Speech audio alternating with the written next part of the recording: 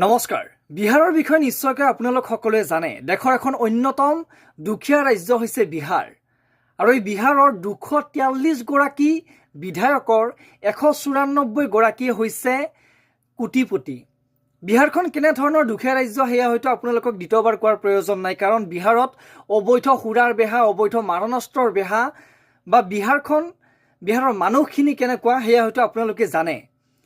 আৰু সেইখন বিহাৰত, যিখন বিহাৰত মানুহখিনি ইমান দুখীয়া, যিখন বিহাৰত মানুহখিনিয়ে দুবেলা দুসাঁজ ভালদৰে খাবলৈ নাপায়, সেইখন বিহাৰৰ 243 গৰাকী বিধায়কৰ ভিতৰত 194 গৰাকীয়ে হৈছে কোটিপতি। গতিকে তেনে ক্ষেত্ৰত বিহাৰৰ জনসাধাৰণে কেনেদৰে আচলতে বিকাশৰ মুখ দেখিব, সেয়া হৈছে বৰ্তমান সময়ত ডাঙৰ প্ৰশ্ন। আৰু বিহাৰৰ যি 243 গৰাকী বিধায়ক, তাৰ 194 গৰাকী যি কোটিপতি, সেয়া প্ৰকাশ কৰিছে ইলেকশ্যন কমিশ্যনে। অৰ্থাৎ যিহেতু বিহাৰত নিৰ্বাচন সমাগত আৰু নিৰ্বাচনৰ পূৰ্বে প্ৰত্যেকগৰাকী প্ৰাৰ্থীৰে সম্পত্তিৰ তালিকা উলিওৱা হয়। আৰু এই সম্পত্তিৰ তালিকাত যোৱাকালি যেতিয়া এই সম্পত্তিৰ তালিকা প্ৰকাশ পালে, বিহাৰৰ 243 গৰাকী বিধায়কৰ 194 গৰাকী হ'লগৈ কোটিপতি। গতিকে ভাবি চাওক, বিহাৰখন আজি বৰ্তমান সময়ত যিটো অৱস্থাত আছে, সেই অৱস্থাত কিহৰ কাৰণে আছে? যিমানখিনি ধন হয়তো আহিছে, গোটেইখিনি ধন কেৱল মন্ত্ৰী বিধায়কৰ ওচৰলৈ গৈছে।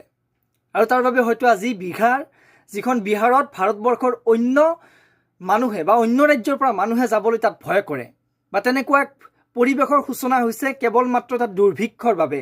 মানুহখিনিয়ে টকা নাপালে নিশ্চয়কৈ তেনেকুৱা ধৰণৰ অপৰাধ কৰিবই, বা অপৰাধৰ বাহিৰে তাত যেন কোনো বিকল্প নাই। গতিকে বিহাৰৰ কথা ক'বলৈ ভাষা নাই। নীতিশ কুমাৰৰ নেতৃত্বত যিখন চৰকাৰ চলি আছে, সেই চৰকাৰখনৰ 194 গৰাকী বিধায়ক যিহেতু কোটিপতি, গতিকে বিধায়কৰ মাজতে টকাসমূহ ভাগ বতৰা হৈছে। আৰু যদি এনেদৰে বিহাৰত সদায় মাত্ৰ বিধায়ক বা মন্ত্ৰীয়ে টকা লাভ কৰি থাকে, তেতিয়াহ'লে কেনেদৰে বিহাৰ উন্নত হ'ব? কেনেদৰে আমি যিখন বিহাৰক লৈ ঠাট্টা কৰোঁ, আমাৰ ভাৰতবৰ্ষৰ মানুহে হওক বা প্ৰত্যেকে যিখন বিহাৰক আমি ঠাট্টা কৰোঁ, সেইখন বিহাৰ কেনেদৰে আগুৱাই যাব? সেয়াহে হৈছে বৰ্তমান সময়ত ডাঙৰ প্ৰশ্ন।